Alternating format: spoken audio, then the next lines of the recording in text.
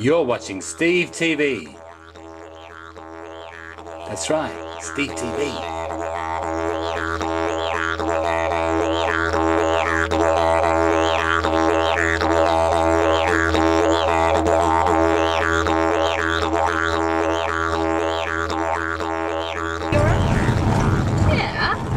I wouldn't tease you like this. There's a salt lake over there. It's Lake Swanson. That's where we're heading.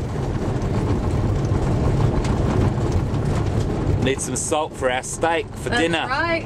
Be sure to bring some home for our chips.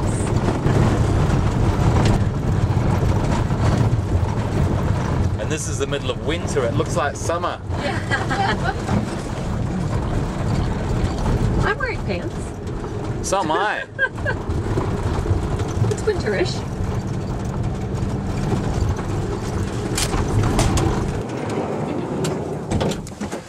Well, there's that feeling again. We were there and now we're here. I love that feeling. And here we are at Lake Swanson. It's a bit different to Swanson Street in Melbourne. Just a little bit different. Less people on it. Yeah. And there's no horse poo. Lots of horse poo in Swanson Street. There might be cow poo there. Oh, really? Not all of it. Wow, talk about the middle of nowhere. Oh, we're somewhere. Well, we are somewhere.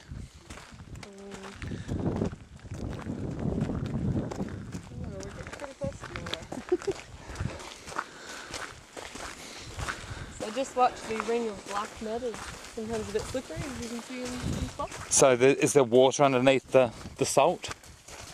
No, there's soggy mud. Okay.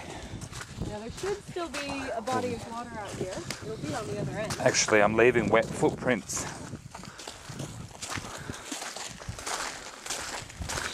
I went to a salt lake in South Australia, and the salt was a lot thicker, and when you walked on it, it crunched like it broke, and there was like a thick layer of wet mud underneath. Oh yeah. Mm-hmm. And this is more like...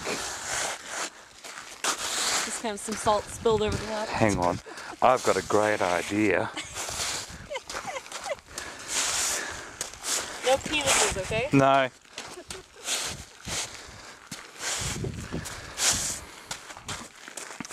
As if I would. Well, I probably would, but... Things to do while you're at the Salt Lake.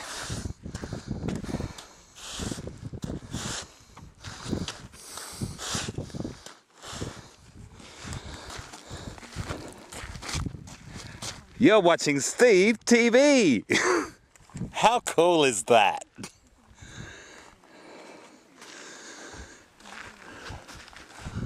I know I'm a bloody idiot, aren't I? Don't just stand there, do something. Don't just do something, stand there.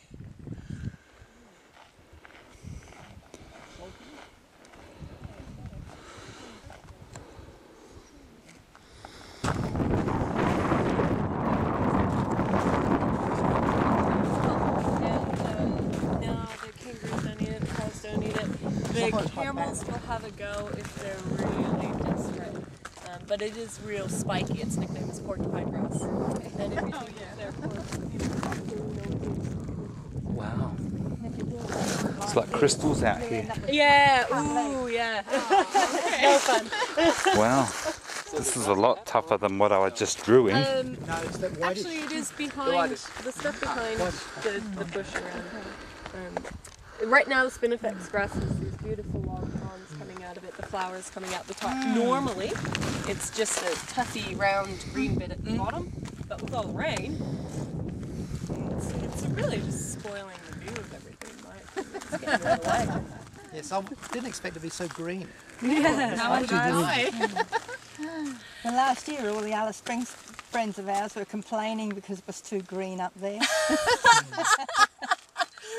Oh no. They'll be complaining again, I guess. Yeah, what's the saying? If you see the tide flow 3 times, you're a local and you never leave. And, Well, I believe and it's already, what, Gone 5? 8.5 times this season. The half time is when it doesn't reach the bridge. Ah, right. And there's Henley on Todd on next Saturday. Yeah, this Saturday. Yeah. Anyway, sorry. Tell you a little bit about the salt lake Yeah. itself. Lake Swanson here is part of a whole chain of salt lakes that come through. So like you guys said, there's another one, on the other side of the sand dune at the lookout. There's a whole bunch coming through the area. Now the largest one in Northern Territory is Lake Amadeus. So this is all part of the Lake Amadeus Salt Lake chain. That way. Yeah. Oh, I see it. Just over the sand dune. No, the salt lakes out here are remnant of an inland sea that we used to have, where all of this area was covered in water. Now, about 450 million years ago, yeah, around then, the Kimberleys came up. Alright, and that actually, the mountain range up there blocked the access to the ocean.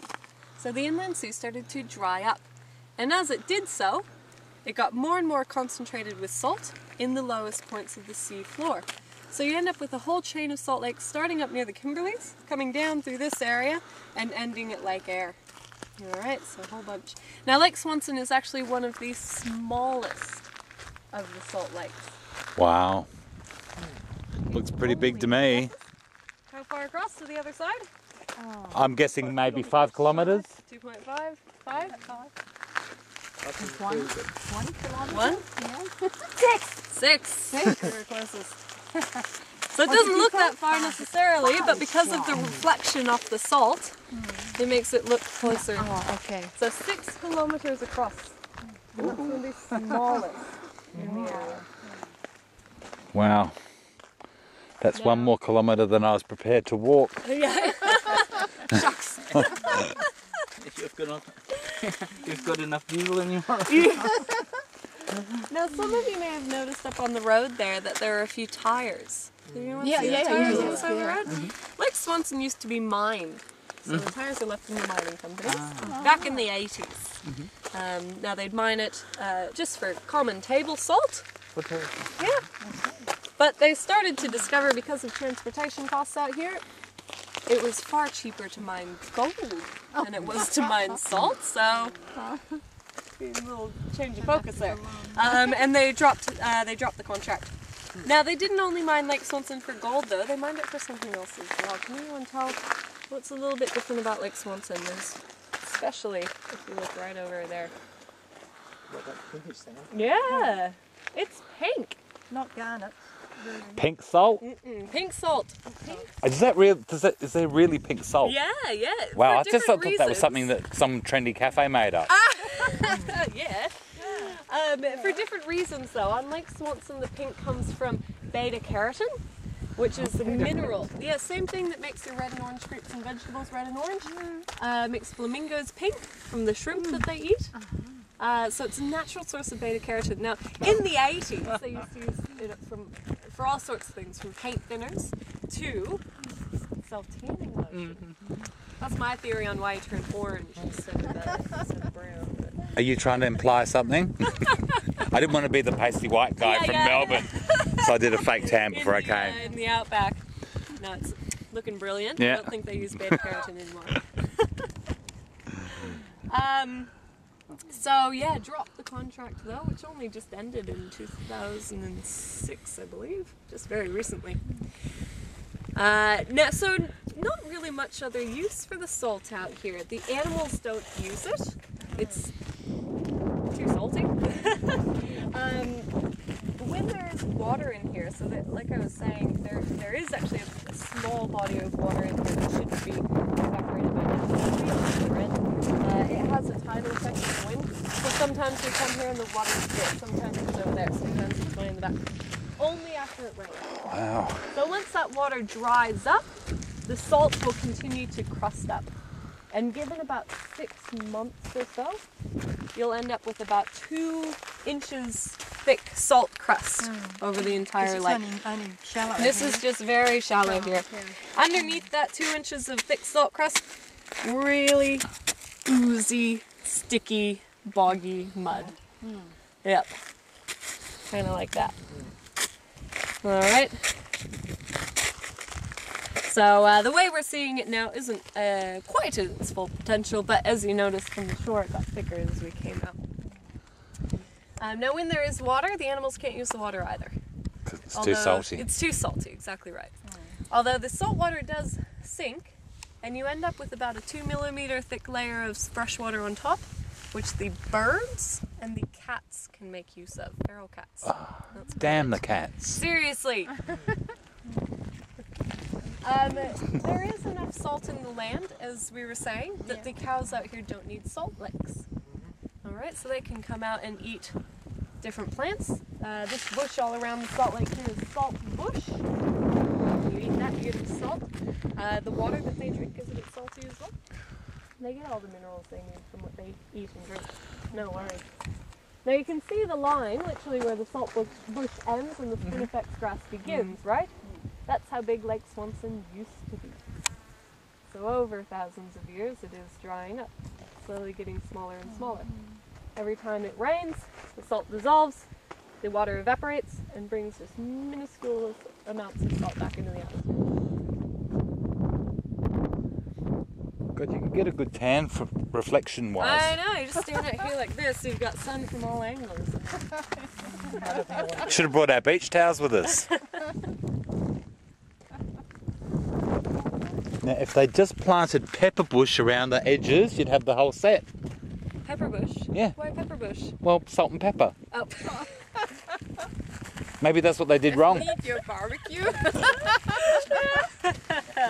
Add fish and chips. There you go. Perhaps you don't need any salt with the fish in here. Yeah. Now, if you look out on the lake, there are a few bits and pieces that are branches and sticks that have made their way out here. Over time, they'll actually encrust over the salt. It's really fantastic. And it looks like coral or something out on the lake. We can also find all sorts of insects. Every now and then we'll find lizards, snakes. We haven't seen any birds.